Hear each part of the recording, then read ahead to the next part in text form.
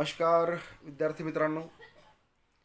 आज आपण प्रसिद्ध आंबेडकरवादी कवी ज.वी. पवार यांची डॉक्टर बाबासाहेब आंबेडकर ही कविता आपण पाहणार आहोत. नाकेबंदी या संग्रहातली ही कविता एकेकाळी खूप गाजली होती. आजही या कवितेचं मोल आणि महत्त्व तितकंच आहे जे तेव्हा होतं. ज.वी. पवार हे केवळ कवी नाहीत, तर ते कार्यकर्ते कवी आहेत. दलित पॅन्थर या संघटनेच्या स्थापनेमध्ये सिंहाचा वाटा असलेले ज.वी. आजही तेवढ्याच ताकदीनं लेखन करत आहेत. मुंबईमध्ये त्यांचं वास्तव्य आहे आणि आंबेडकरी चळवळीचा हा शिलेदार आजही तेवढ्याच ताकदीनं, तेवढ्याच खंबीरपणानं प्रश्नांशी भिडतो आहे, लेखन करतो आहे. महाराष्ट्र शासनाच्या विविध समित्यांवर त्यांनी काम केलेलं आहे. आजही डॉक्टर बाबासाहेब आंबेडकर चरित्र साधन समितीवर ते कार्यरत आहेत. नाकेबंदी हा त्यांचा अत्यंत गाजलेला काव्यसंग्रह आणि या काव्यसंग्रहातली ही कविता आपल्याला पाहायची आहे. या कवितेचं शीर्षकच आहे doctor Babasaheb Ambedkar.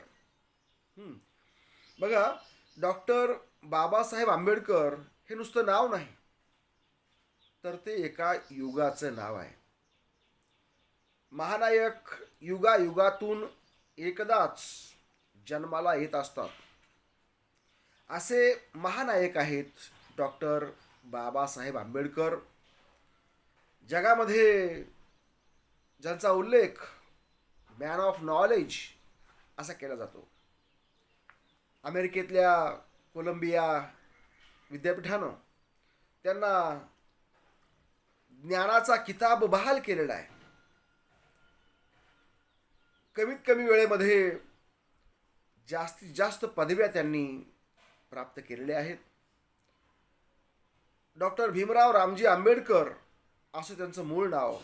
Doctor B.R. Ambedkar हे नाव आज जगातल्या knowledge of symbol of knowledge म्हणजे ज्ञानाचं प्रतीक म्हणून ओळखलं जातं.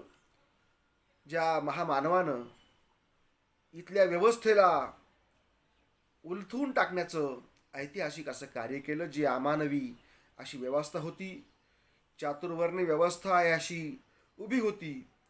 ब्राह्मण, क्षत्रिय, वैश्य आणि शूद्र अशा प्रकारची ही व्यवस्था, वरच्या वरीच आणि खालच्या खालीच अशा प्रकारची ही व्यवस्था बदलली पाहिजे. माणसानं माणसासारखं वागता यावं यासाठीची व्यवस्था आली पाहिजे. यासाठी डॉक्टर बाबासाहेबांनी आपलं संपूर्ण जीवन हे या क्रांतिकार्यामध्ये अर्पण केलं. ज्यांनी केवळ लेखनीच चालवली नाही, तर प्रत्यक्ष रस्त्यावर उतरून आंदोलनही केली. राजर्षी छत्रपती शाहू महाराजांनी ज्यांना आपल्या कोल्हापूर नगरीमध्ये बोलावून ज्यांचा सन्मान केला, घोडागाडीमध्ये बसवून स्वतः रेल्वे स्टेशनवर जाऊन त्यांचं स्वागत केलं आणि माणगावच्या परिषदेमध्ये घोषित केलं की हा केवळ दलितांचाच नव्हे, अस्पृश्यांचाच नव्हे, तर भारताचा भावी पुढारी आहे. आणि माणगाव परिषद जी 1920 मध्ये झाली होती कोल्हापूर जवळच्या माणगावमध्ये, त्या माणगाव परिषदेनं हे पुढे सिद्धही केलं की खरोखरच डॉक्टर आंबेडकर हे केवळ अस्पृश्यांचे नव्हेत, तर भारताचे पुढारी आहेत. त्यांनी भारताचं संविधान लिहिलं आणि म्हणून भारताचे भाग्यविधाते म्हणून त्यांचा आपण सन्मान करतो, उल्लेख करतो. असे हे डॉक्टर बाबासाहेब आंबेडकर, ज्यांच्या जीवनावर असंख्य कविता लिहिल्या गेल्या असतील.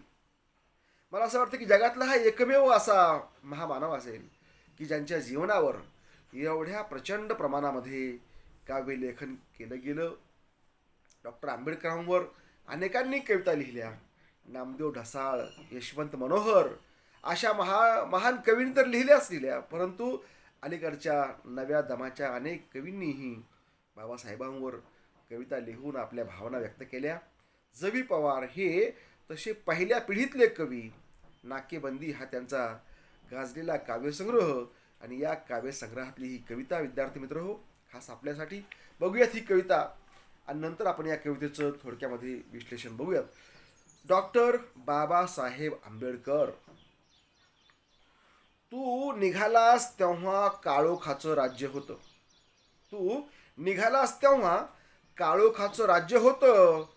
सूर्यफुलांनी पाठ फिरवली होती. होय, तू निघालास तेव्हा काळोखाचं राज्य होतं. सूर्यफुलांनी पाठ फिरवली होती. मळवाट्याने जायचे नाकारलेस तेव्हा, मळवाटेने जायचे नाकारलेस तेव्हा खाच खळग्यांनीच तुझे स्वागत केले. मळवाटेने जायचे नाकारलेस तेव्हा खाच खळग्यांनीच तुझे स्वागत केले. ठेचाळलास, रक्ताळलास, ठेचाळलास, रक्ताळलास, कधी निर्भत्सना सहनलास, तरीही तू पुढेच चाललास. ठेचाळलास, रक्ताळलास, कधी निर्भत्सना सहनलास, तरीही तू पुढेच चाललास. आणि पाठीमागे उधाणलेला समुद्र, पाठीमागे उधाणलेला समुद्र, तुझ्या आवाजात आवाज मिळविणाऱ्या बेफाम लाटा, तुझ्या आवाजात आवाज मिळविणाऱ्या बेफाम लाटा, तुला झेलणाऱ्या, कुरवाळणाऱ्या, तुझ्या आवाजात आवाज मिळविणाऱ्या बेफाम लाटा, तुला झेलणाऱ्या, तुला कुरवाळणाऱ्या, अशाही लाटा आल्या तुला गिळू म्हणणाऱ्या, अशाही लाटा आल्या तुला गिळू म्हणणाऱ्या. पण तू तर त्यांनाच गिळलंस. तू झालास परिस्थितीवर स्वार. तू झालास परिस्थितीवर स्वार आणि घडविलास नवा इतिहास. तू झालास मूक समाजाचा नायक. तू झालास मूक समाजाचा नायक आणि जागा केलास उभा बहिष्कृत भारत. तू झालास मूक समाजाचा नायक आणि उभा केलास बहिष्कृत भारत. तू फुंकलेस रणशिंग अगाध ज्ञानाच्या बळावर. तू फुंकलेस रणशिंग अगाध ज्ञानाच्या बळावर. तू तोडल्यास गुलामांच्या पायांतील शृंखला. तू तोडल्यास गुलामांच्या पायांतील बेड्या आणि केलेस उभे त्यांना चवदार तळ्याच्या काठावर. आणि केलेस उभे त्यांना चवदार तळ्याच्या काठावर. युद्धात जवानांना उभे करावे तसे. युद्धात जवानांना उभे करावे तसे तुझे शब्द असे की काठ्यांच्याही संगिनी व्हाव्यात. तुझे शब्द असे की काठ्यांच्याही संगिनी व्हाव्यात.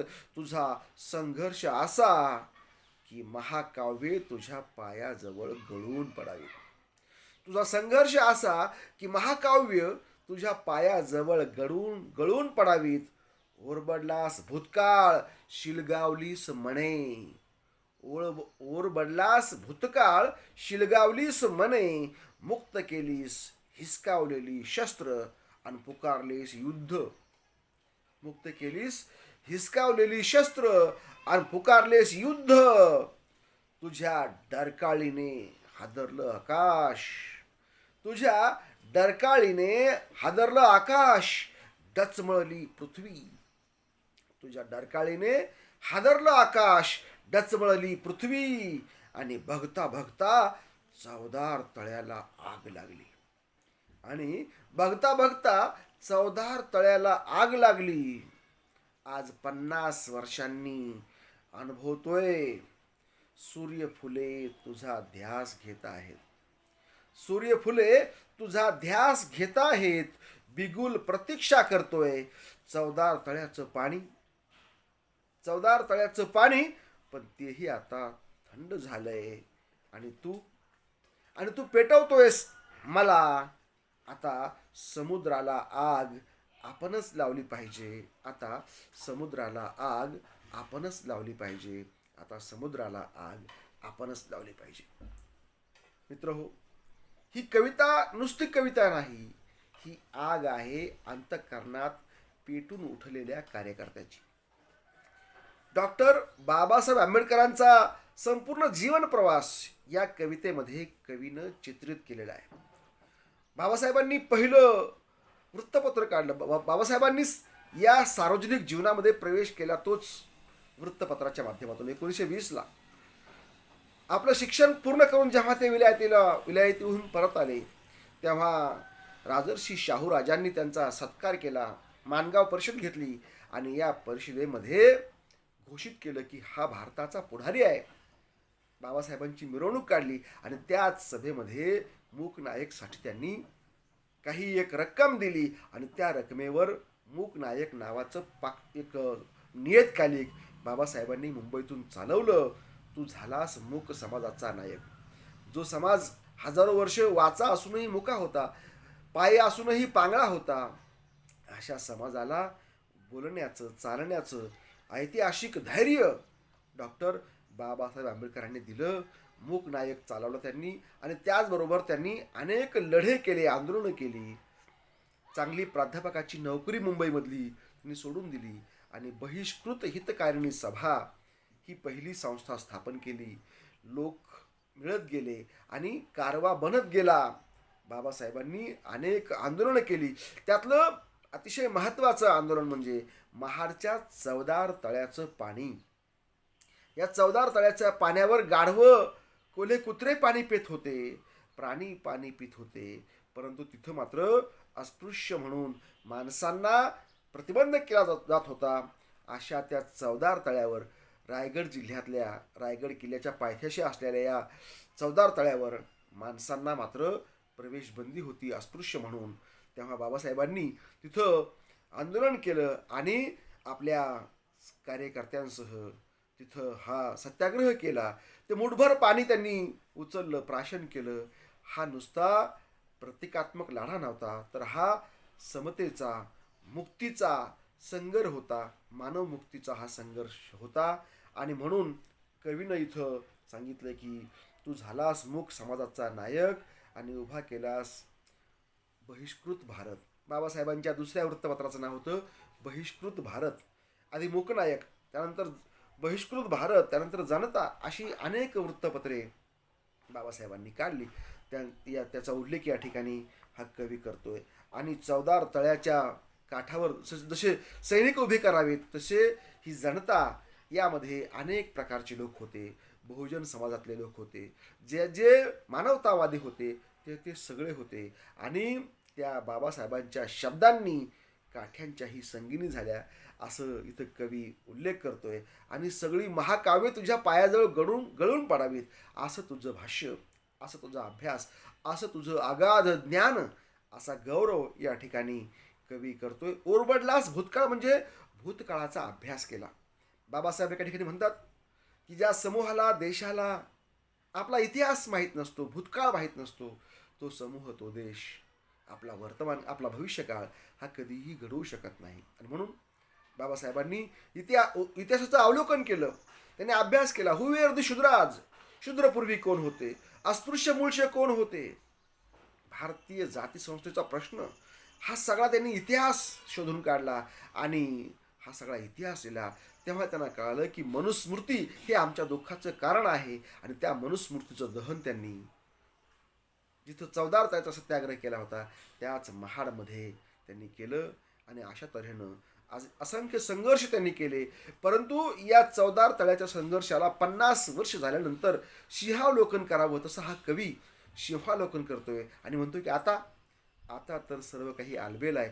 या तळ्याचं पाणीही थंड झालंय, परंतु माणसाचं जगणं मात्र अजूनही मुश्किल बनत चाललेलं आहे. अस्पृश्यता कायद्यानं जरी गेली असली तरी प्रत्यक्षामध्ये आहे, ही जाणीव कवीला. आणि म्हणतो की आता मला तळ्याला नाही, आता समुद्रालाच आग लावली पाहिजे. म्हणजे हे जग बदललं पाहिजे, ही क्रांती झाली पाहिजे. अशा प्रकारची बाबासाहेबांच्या स्वप्नातलं समतावादी भारत उभा करण्याचं स्वप्न पाहणारा हा कवी आहे. आणि म्हणून ही कविता मानवतावादाची कविता आहे असं आपण या ठिकाणी म्हणूया आणि थांबूया. धन्यवाद.